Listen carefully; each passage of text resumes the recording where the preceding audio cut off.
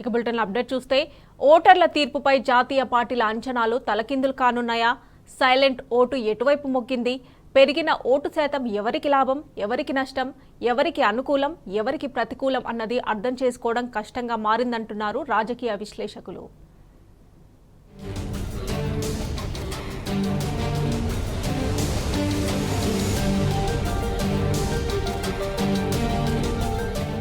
5 నెలల క్రితం రాష్ట్రంలో జరిగిన అసెంబ్లీ ఎన్నికల సందర్భంగా పోలింగ్ కేంద్రాల వద్ద నెలకొన్న పరిస్థితికి సోమవారం నాటి లోక్సభ ఎన్నికలకు ఏమాత్రం పొంతన లేకుండా పోయింది. అసెంబ్లీ ఎన్నికల సమయంలో పోటీపడిన అభ్యర్థులు, వారు ప్రాతినిధ్యం వహిస్తున్న పార్టీ శ్రేణులు పోలింగ్ బూతుల వద్ద మోహరించాయి. ఆయా పోలింగ్ బూతుల పరిధిలో ఎవరు ఓట్లు వేశారు, ఎవరు వేయలేదో సరిచూసుకుని ఓటు వేయని వారిని పోలింగ్ బూతులకు రప్పించాయి. సోమవారం మాత్రం అటువంటి దృశ్యాలు కనిపించలేదు. జహీరాబాద్, మెదక్, నల్గొండ, భువనగిరి, ఖమ్మం వంటి స్థానాల్లో రాష్ట్ర సగటు పోలింగ్ శాతం కన్నా ఎక్కువగా నమోదైంది. హైదరాబాద్, మల్కాజిగిరి, సికింద్రాబాద్, చేవెళ్ల స్థానాల్లో రాష్ట్ర సగటు కన్నా తక్కువగా రికార్డైంది. ఎక్కువగా నమోదైన పోలింగ్ ఎవరికి అనుకూలం, ఎవరికి ప్రతికూలం? పోలింగ్ శాతం తక్కువగా నమోదైన నియోజకవర్గాల్లో ఎవరు లాభపడతారు, ఎవరు లాస్ అవుతారు అనేది అంచనాకు అందడం లేదు.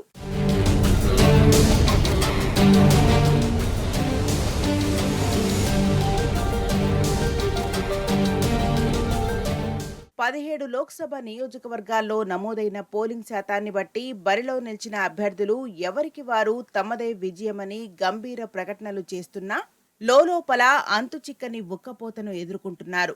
జాతీయ పార్టీలు రెండు తొలి నుంచి ద్విముఖ పోటీగానే భావించాయి. ఈ భావనను, వాటి ఆశలను బీఆర్ఎస్ తలకిందులు చేసిందని పోలింగ్ సరళిని బట్టి అర్థమవుతున్నది. ఫలితాలు ఇలా ఉండొచ్చంటూ విశ్లేషకులు చెబుతున్న సంఖ్యలు వాస్తవానికి ఎంతవరకు దగ్గరగా ఉంటాయన్నది ఆసక్తిగా మారింది.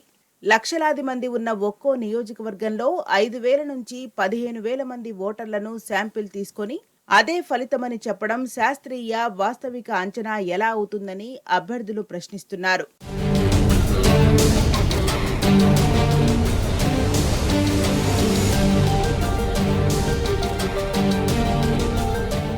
ఉదయం నుంచి మందకొండిగా సాగిన పోలింగ్ సాయంత్రానికి పెరిగింది. 6 గంటల సమయానికి రాష్ట్ర వ్యాప్తంగా 65% నమోదైంది.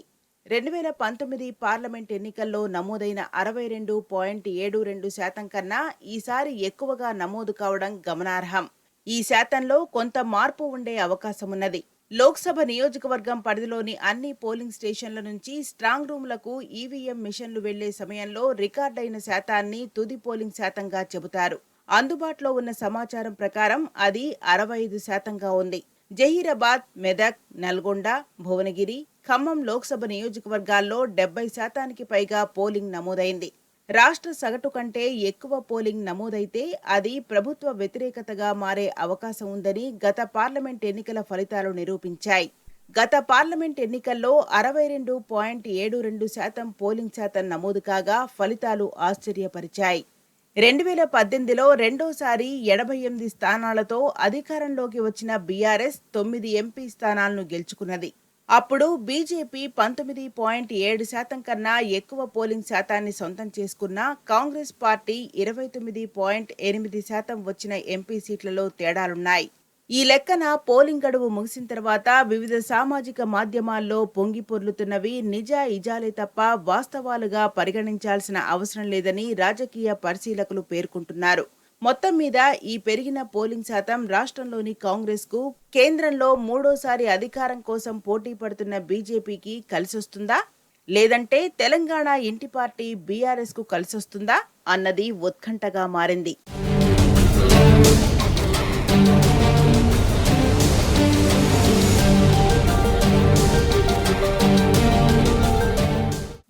ఎన్నికకు ఓటరు నాడిని అంచనా వేయటం అంత సులువైన పని కాదని పార్లమెంట్ ఎన్నికల పోలింగ్ మరోసారి నిరూపించింది.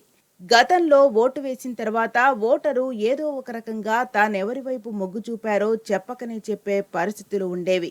5 నెలల క్రితం అసెంబ్లీకి జరిగిన ఎన్నికల్లో కానీ, సోమవారం లోక్సభకు జరిగిన ఎన్నికల్లో కానీ పోలింగ్ బూత్కు వచ్చిన ఓటరు తన అభిప్రాయాన్ని వెల్లడించేందుకు సుముఖత చూపలేదు. ఫలితంగా అభ్యర్థులు, ఆయా పార్టీల్లో మరింత ఉత్కంఠ పెరిగింది. ఒక పార్లమెంట్ నియోజకవర్గంలో 7 అసెంబ్లీ సెగ్మెంట్లు ఉన్నాయి. అక్కడి మొత్తం ఓటర్లు, నమోదైన పోలింగ్ శాతం, అందులో పార్టీల వారీగా పోలైన ఓట్లను అంచనా వేయటం, అది మౌనముద్రలోకి జారుకున్న ఓటరు స్థితిని పరిగణలోకి తీసుకుని అంచనా వేయటం దుర్లభమే అవుతుందని రాజకీయ పరిశీలకులు చెబుతున్నారు.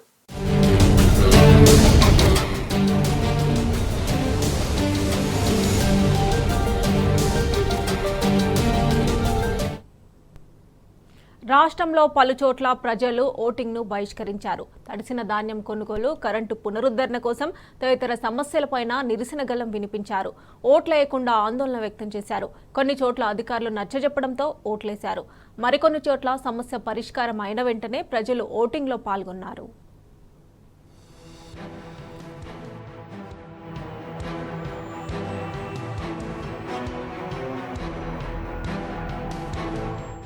రాష్ట్రంలో పలు గ్రామాల ప్రజలు లోక్సభ ఎన్నికలను బహిష్కరించాయి. సమస్యలు పరిష్కరించాలని కోరుతూ ఓట్లేయకుండా నిరసన వ్యక్తం చేశారు. కొన్ని చోట్ల సమస్య పరిష్కారం కావడం, మరికొన్ని చోట్ల స్థానిక నాయకులు, అధికారులు హామీ ఇచ్చిన తర్వాతే ఓటింగ్లో పాల్గొన్నారు.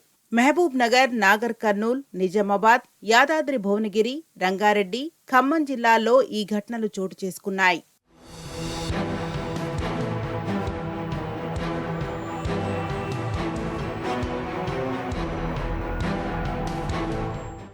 మహబూబ్ నగర్ జిల్లాకు సమీపంలో నిర్మిస్తున్న అమర్రాజ బ్యాటరీ కంపెనీ పనులు నిలిపివేయాలని ఎదిరా, దివిటిపల్లి, అంబటిపల్లి, సిద్దాయిపల్లి వాసులు పోలింగ్ను బహిష్కరించారు. బ్యాటరీ కంపెనీతో పాటు తమ ప్రాణాలకే ప్రమాదం ఉన్నదని, పనులు నిలిపివేయాలని అధికారులకు ఎన్నిసార్లు విన్నవించినా వారు పట్టించుకోవడం లేదని ఆగ్రహం వ్యక్తం చేశారు. అధికారులు సర్ది చెప్పడంతో 3,299 మందికి 130 మంది మాత్రమే ఓటు హక్కును వినియోగించుకున్నారు. అటు విద్యుత్ సరఫరాను పునరుద్ధరించిన తర్వాతే ఓటేస్తామని నాగర్ కర్నూలు జిల్లా అమరగిరి చెంచుగూడెంలో 2 గంటల పాటు పోలింగ్ను బహిష్కరించారు. ఇటీవల గాలి దుమారానికి చెట్టు విరిగిపడి కరెంటు తీగలు తెగిపోవడంతో 4 రోజులుగా గూడెనికి విద్యుత్ సరఫరా నిలిచిపోయింది. అలాగే గూడెంలోని 262 నెంబర్ పోలింగ్ బూత్లో సోమవారం ఉదయం 7 గంటలకు ప్రారంభం కావలసిన ఓటింగ్ 9 గంటలైనా మొదలు కాలేదు. దీంతో విద్యుత్ను పునరుద్ధరించేదాకా ఓటెయ్యమని చెంచులు భీష్మించుకు కూర్చున్నారు. అధికారులు కరెంటు సరఫరా చేయించడంతో ఓటేశారు.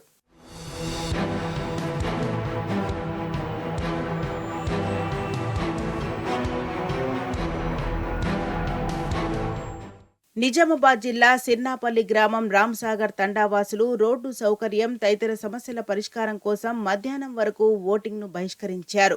ఎన్నికల కోడ్ ముగియగానే రోడ్డు పనులు ప్రారంభిస్తామని హామీ ఇవ్వడంతో గిరిజనులు పోలింగ్ కేంద్రానికి కదిలారు. అటు కామారెడ్డి జిల్లా విప్పిరేగడి తండావాసులు తాగునీరు, వీధి దీపాలు, రోడ్డు సౌకర్యం లేక ఇబ్బందులు పడుతున్నామని ఓటింగ్కు దూరంగా ఉన్నారు. కనీస వస్తువులు ఏర్పాటు చేస్తామని అధికారులు, స్థానిక నాయకులు హామీ ఇవ్వడంతో ఉదయం 11 గంటల తర్వాత ఓట్లేసేందుకు తరలివచ్చారు.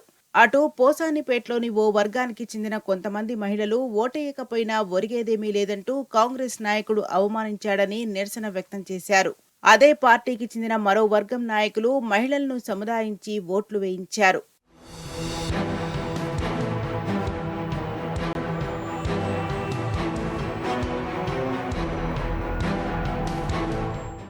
యాదాద్రి భువనగిరి జిల్లా కనుముక్కలలో తడిసిన ధాన్యాన్ని కొనుగోలు చేయాలంటూ సోమవారం రైతులు ధర్నాకు దిగారు. కాంటా వేసిన ధాన్యాన్ని 4 రోజులుగా తరలించకపోవడంతో వర్షానికి బస్తాలు తడిసి ముద్దయ్యాయని, మొలకలు వస్తున్నాయని ఆవేదన వ్యక్తం చేశారు. సుమారు 2,800 బస్తాల వడ్లను 20 రోజుల క్రితం తీసుకొచ్చినా నేటికి కాంటా వేయలేదని, రవాణా సౌకర్యం కల్పించడం లేదని ఆగ్రహం వ్యక్తం చేశారు. రైతులు గంటపాటు ఎన్నికలను బహిష్కరించడంతో ఉదయం 8 గంటల వరకు 43 ఓట్లు మాత్రమే పోలయ్యాయి. వెంటనే అధికారులు అక్కడికి చేరుకొని ధాన్యం బస్తాలను తరలించేందుకు లారీలను పంపిస్తామని, సమస్యలు పరిష్కరిస్తామని హామీ ఇవ్వడంతో ధర్నా విరమించి ఓటింగ్లో పాల్గొనేందుకు అంగీకరించారు.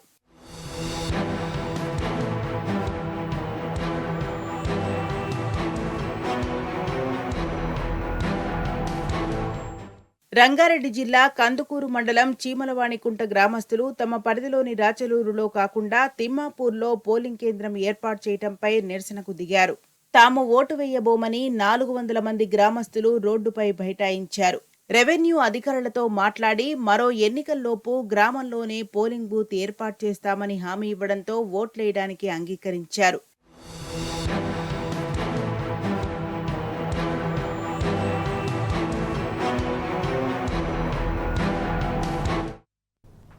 Welcome back. కాంగ్రెస్ పాలనలో రైతన్నల గోసకు అంతే లేకుండా పోతోంది. సీఎం చెప్పినా ధాన్యం కొనుగోళ్లు ముందుకు సాగడం లేదు. కొనుగోలు చేసిన చోట మిల్లర్ల కొర్రీలతో రైతన్నలు ఇబ్బందులు పడుతున్నారు. మరోవైపు అకాల వర్షాలతో రైతులు ఆగమాగమవుతున్నారు. తడిసిన ధాన్యాన్ని కొనాలని అన్నదాతలు ఆందోళనకు దిగుతున్నా పట్టించుకునే నాదుడే కరువయ్యారు. అకాల వర్షాలకు తడిసిన ధాన్యాన్ని కొనుగోలు చేయాలని స్వయంగా సీఎం రేవంత్ రెడ్డి ఆదేశించినా ఎక్కడా అమలు కావడం లేదు. తడిసిన ధాన్యాన్ని కొనేందుకు అధికారులు ససేమిరా అంటున్నారు. మళ్లీ ఆరబెట్టి తీసుకురావాలని 1,00,000 కొర్రీలు పెడుతున్నారు. ఎక్కడో ఒకచోట రైతుల ఒత్తిడి తట్టుకోలేక కొనుగోలు చేస్తే ఆ ధాన్యాన్ని దించుకునేందుకు మిల్లర్లు నిరాకరిస్తున్నారు. ఈ తడిసిన ధాన్యం తామేం చేసుకుంటామని, తిరిగి బియ్యం ఏ విధంగా ఇవ్వాలని ప్రశ్నిస్తున్నారు.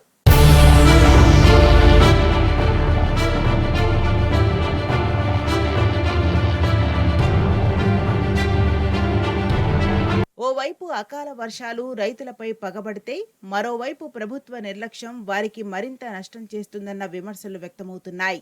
పంట చేతికొచ్చే సమయంలో కురిసిన అకాల వర్షాలు రైతులను నిండా ముంచాయి. చేతికొచ్చిన మిగిలిన పంటతోనైనా పెట్టుబడి వస్తుందనుకున్న రైతులకు ప్రభుత్వం నుంచి నిరాశే ఎదురవుతున్నది. ధాన్యం కొనుగోళ్లలో ప్రభుత్వ నిర్లక్ష్యం రైతుల కష్టాలను, నష్టాలను మరింత పెంచుతున్నాయనే విమర్శలు ఉన్నాయి.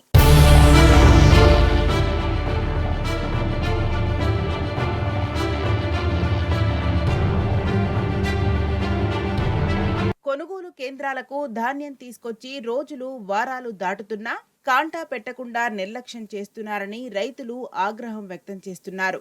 ఓసారి ధాన్యం తడిసిందని, మరోసారి ధాన్యం ఎండలేదని, ఇంకోసారి తాలుందని ఇలా ఎప్పటికప్పుడు సాకులు చెబుతూ వాయిదాలు వేస్తున్నారని మండిపడుతున్నారు. ధాన్యం కొనుగోళ్లలో నిర్లక్ష్యం చేస్తున్న ప్రభుత్వం రైతులకు డబ్బులు చెల్లింపుల్లోనూ నిర్లక్ష్యం చేస్తున్నదని ఆరోపణలు వినిపిస్తున్నాయి. ఇప్పటి వరకు సుమారు 26 లక్షల టన్నుల ధాన్యం కొనుగోలు చేసినా వాటి డబ్బులను పూర్తిగా రైతులకు చెల్లించలేదు. రైతులకు సుమారు 5,700 కోట్ల రూపాయలు చెల్లించాల్సి ఉండగా ఇప్పటి వరకు 3,700 కోట్ల రూపాయలే చెల్లించినట్టు సమాచారం. ఇప్పటికే రైతు బంధు పెట్టుబడి సాయాన్ని ఆలస్యంగా ఇచ్చిన ప్రభుత్వం ఇప్పుడు ధాన్యం అమ్ముకున్న డబ్బులు కూడా ఆలస్యంగా ఇస్తున్నదని రైతులు ఆగ్రహం వ్యక్తం చేస్తున్నారు. నిలువు దోపిడీ చేస్తున్న దళార్ల ఉచ్చులో ఖమ్మం మిర్చి రైతులు విలవిల్లాడుతున్నారు. జెండా ధరకు విలువ లేదు, రైతు కష్టానికి గుర్తింపు లేదక్కడ. అమ్మబోతే అడవి, కొనబోతే కొరవి అన్నట్లుగా తయారైంది అన్నదాతల పరిస్థితి. మెరుగైన ధర వచ్చినప్పుడు అమ్ముకుందామని కోల్డ్ స్టోరేజ్ల వైపు వెళితే అక్కడ నిరాశ ఎదురవుతుంది. అధికారులు, దళార్లు, వ్యాపారుల కుమ్మక్కుతో నడి రోడ్డున పడుతున్నారు.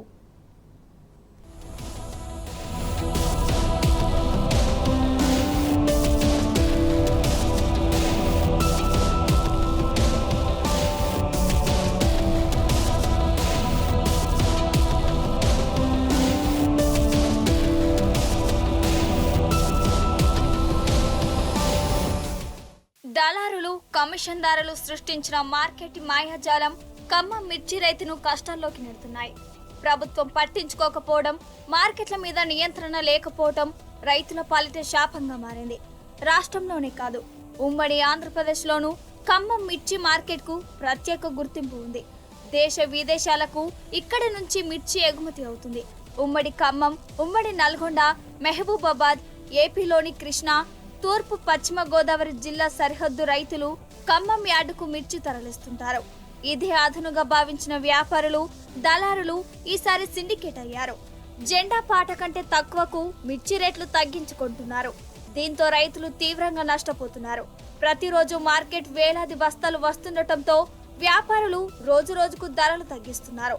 దీంతో భారీగా నష్టపోయి కనీసం పంట మీద పెట్టిన పెట్టుబడులు కూడా రాక రైతులు అప్పుల పాలవుతున్నారు. వాళ్ళవి ఖమ్మం జిల్లా ఇదే ఈ రైస్ ఏసీకి మిర్చి బస్సాలు తెచ్చినాం. అయితే ధర లేకనే ఈరోజు తేవాల్సి వచ్చింది. ఇక ఈ కూలీల ఖర్చు ఎక్కువ రావడం వల్ల ఇక దళారులు మొత్తం ఈ ఊళ్ళోనూ మొత్తం తక్కువ కొడుతున్నారు, మార్కెట్కి వచ్చినా తక్కువ కొడుతున్నారు. దానివల్ల ఇది ఎక్కడికి తేవాల్సి వచ్చింది. ఈ ధర పడిపోతే మళ్ళీ అందులో ఏసీకి ఖర్చు ఎక్కువ అవుతుంది. దానివల్ల గవర్నమెంట్ ఏమైనా స్పందిస్తే అనుకుంటున్నాం. భారం అంటే మళ్ళీ ఫ్యూచర్లో పెరుగుతుంది. వేరే వాళ్ళు అమ్ముకుంటుంటే మనం ఇంత తక్కువగా అమ్ముకొని బాధపడుతున్నాం అని తక్కువ ఏదైనా ఖర్చు డేర్ చేసి పెట్టాలనుకుంటున్నాం. కిందాక 5,000 ఖర్చు వచ్చిందండి మాకు. 5,000 ఖర్చు వచ్చింది ఇక్కడికి వచ్చేటప్పుడు. మళ్ళీ ఇది అది కాకనే ఇదే ఎక్కువ. ఇంకా దీన్ని లెక్కేసుకోకుండా పెట్టుకోవటం మనం. మార్కెట్లో పరిస్థితులు అనుకూలంగా లేకపోవడంతో రైతులు కోల్డ్ స్టోరేజ్లకు క్యూ కడుతున్నారు. తమ మిర్చి బస్తాలకు అద్దె చెల్లించి కోల్డ్ స్టోరేజ్లో నిల్వ చేసి ధర పెరిగినప్పుడు అమ్ముకోవడం కోసం మొగ్గు చూపుతున్నారు. కానీ అక్కడ కూడా నిరాశ ఎదురవుతుంది. కోల్డ్ స్టోరేజ్ల యాజమాన్యాలు చోటు లేదని గేట్లకు తాళం వేస్తున్నారు. గతంలో ఉన్న రేట్ల కంటే అధికంగా వసూలు చేస్తున్నారు. అధికారికంగా ఒక రేటు చెబుతున్నప్పటికీ లోపాయికారిక అధిక మొత్తంలో వసూలు చేస్తున్నారన్న విమర్శలు వస్తున్నాయి. కిరాయి ధరల్లో వ్యత్యాసంతో రైతులు దిగాలు పడుతున్నారు. ఖమ్మం నగరంతో పాటు శివారు ప్రాంతాల్లో 23 కోల్డ్ స్టోరేజ్లు ఉండగా ఆయా గిడ్డంగులలో 24 లక్షల బస్తాల నిల్వ సామర్థ్యం ఉంది. ఇప్పటికి కేవలం 15 లక్షల బస్తాలు మాత్రమే వచ్చాయి. అయినా హౌస్ఫుల్ బోర్డులు పెట్టడం పలు అనుమానాలకు తావిస్తుంది. స్టోరేజ్ యాజమాన్యాలు, వ్యవసాయ మార్కెట్ కమిటీ, మార్కెటింగ్ శాఖ పంపిన రిపోర్టులో తమ గిడ్డంగులలో నిల్వ లెక్కకు వారి వద్ద ఉన్న వాస్తవిక లెక్కకు పొంతనలేదు. ఒకవైపు స్టోరేజీ ఖాళీగా ఉన్నా బయటకు మాత్రం స్టోరేజీ నిండిందంటూ బోర్డులు పెట్టడంతో రైతులు గత్యంతరం లేక అధిక ధరలు చెల్లించి మిర్చిని నిల్వ చేసేందుకు సిద్ధపడుతున్నారు.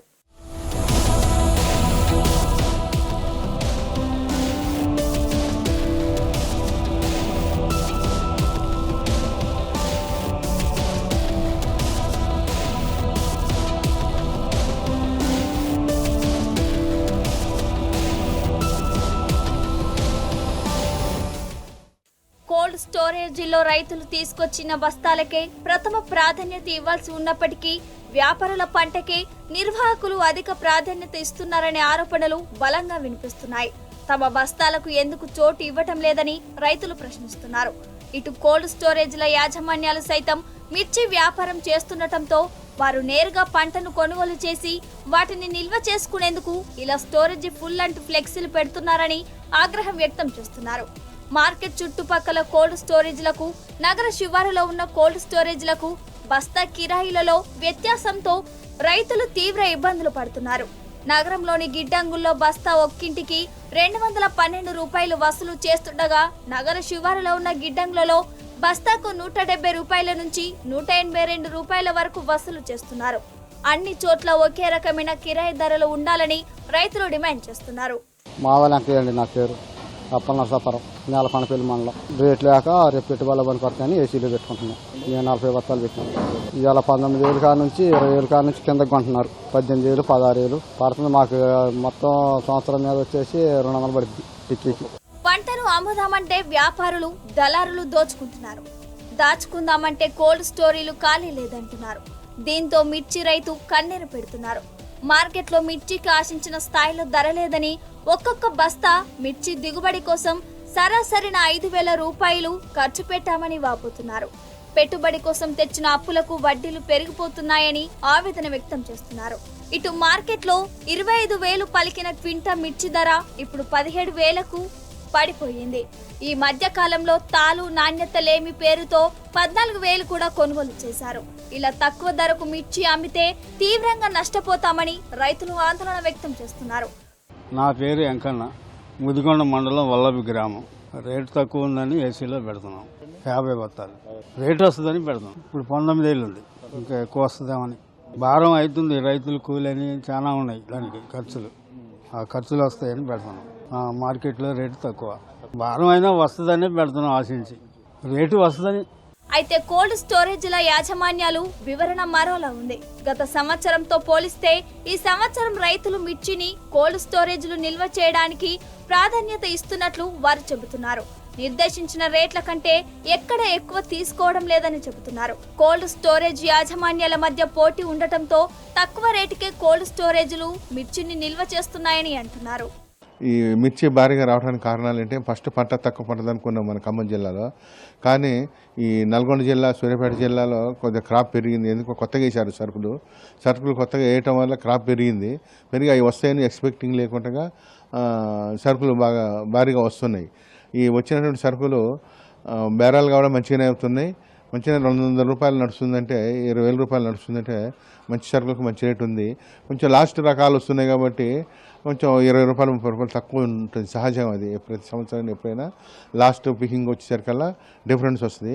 సరే ఈ సంవత్సరం ఇంకొంది ఏంటంటే ఈ చైనా ఫ్యాక్టరీగా కూడా ఆయిల్ తీసేది అది ఓపెన్ చేయలేదు. ఓపెన్ చేయకపోవటం వల్ల కూడా కొంచెం మార్కెట్కు ఇదవుతుంది. ఈ సంవత్సరం పంట కూడా పోయిన సంవత్సరం కంటే పెరిగింది. ఇది తేజ రకాలు కాబట్టి ఎక్స్పోర్ట్ బాగా పోతుంది. అదే సీడ్ రకాలు అయితే కొంచెం వరంగల్, మన గుంటూరు తక్కువ ఉన్నాయి రేట్లు. అవి మార్కెట్ చుట్టూ ఉన్న కోల్డ్ స్టోరేజీలు మొత్తం కాబట్టి దాదాపు నిండినాయి. 100 రూపాయల పైన ఏదైతే ఎక్కువ తీసుకున్నట్టయితే వాళ్ళు మాతో మా అసోసియేషన్ ఉన్నాయి కాబట్టి మాతో తెలియపరిచినట్టయితే అలాంటిది ఎక్కడ జరగట్లేదు. ఎక్కడైనా కంప్లైంట్ వచ్చినట్టయితే నేను వెంబడి వాళ్ళ మీద చర్య తీసుకుంటాను మేము తయారుగా ఉన్నాం. రైతులకు అండగా ఉండాల్సిన మార్కెట్ అధికారులు సైతం పొంతన లేని సమాధానాలు చెబుతున్నారు. గత సంవత్సరంతో పోలిస్తే ఈ సంవత్సరం కోల్డ్ స్టోరేజీలో మిర్చి నిల్వలు పెరిగాయంటున్నారు. కొద్ది రోజుల్లో మంచి రేటు వస్తుందని రైతులు కోల్డ్ స్టోరేజ్ల వైపు చూస్తుండటంతో ఈ పరిస్థితి వచ్చిందంటున్నారు. ఇతర జిల్లాల నుంచి కూడా మిర్చి అధికంగా రావడంతోనే ధర తగ్గిందని అంటున్నారు. దీంతో పాటు రైతులంతా ఒకేసారి కోల్డ్ స్టోరేజ్ల వైపు మొగ్గు చూపడంతో అక్కడ నిల్వ చేసే ప్లేస్ లేదన్నారు. అధిక రేట్లు వసూలు చేస్తే చర్యలు తీసుకుంటామని అన్నారు.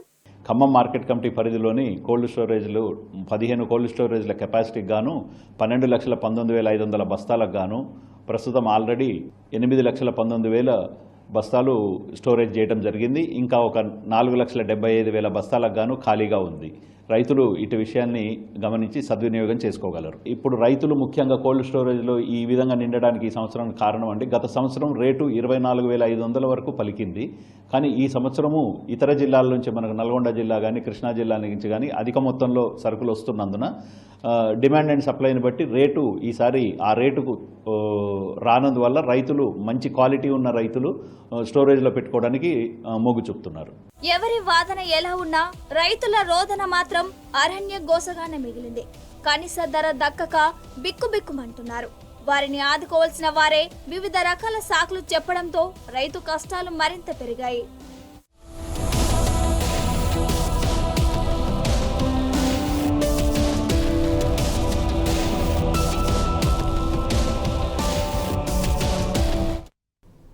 రైల్వే స్టేషన్లో ఛాయ్ అమ్ముకున్నానని చెప్పుకునే ప్రధాని నరేంద్ర మోదీ పేదల నేల విమానాన్ని సమాధి చేస్తున్నారు. పేదోడి రైలు బండి పెద్దోళ్ల జేబుల్లోకి వెళ్తుంది. కోట్లాది మంది సామాన్యుల ప్రయాణ సాధనం కొద్ది మంది లాభార్జన వస్తువుగా మారుతోంది. రైల్వే ప్రైవేటీకరణ పేరుతో కేంద్రంలోని బీజేపీ ప్రభుత్వం పేదోడి బతుకుపై చావు దెబ్బ కొడుతుంది. భవిష్యత్తులో సామాన్యుడికి రైలు ఎక్కడమే గగనమయ్యే దుస్థితిని తీసుకొచ్చింది.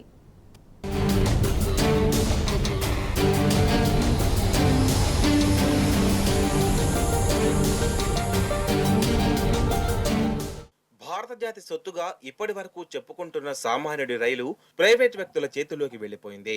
వచ్చే నెల 4న కేరళలోని తొలి ప్రైవేట్ రైలు కూత పెట్టనుంది. 5 ఏళ్ల కిందట ఐఆర్సీటీసీ తొలిసారిగా ఢిల్లీ తేజస్ రైలును నడపగా ఇప్పుడు ఏకంగా పూర్తి ప్రైవేట్ భాగస్వామ్యంతో రైలు ప్రయాణం సాగనుంది.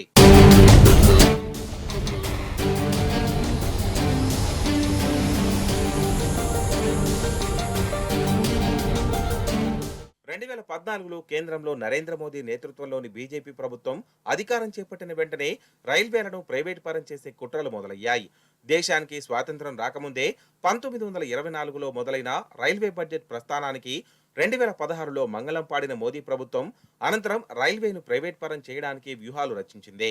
దేశంలోని 109 మార్గాల్లో 151 ప్రైవేట్ రైళ్లు నడపడానికి ప్రైవేట్ సంస్థలకు 2020 జూలై 1న ప్రభుత్వం అనుమతినిచ్చింది. ఈ మార్గాలన్నీ లాభాల్లో ఉన్నవే కావడం గమనార్హం.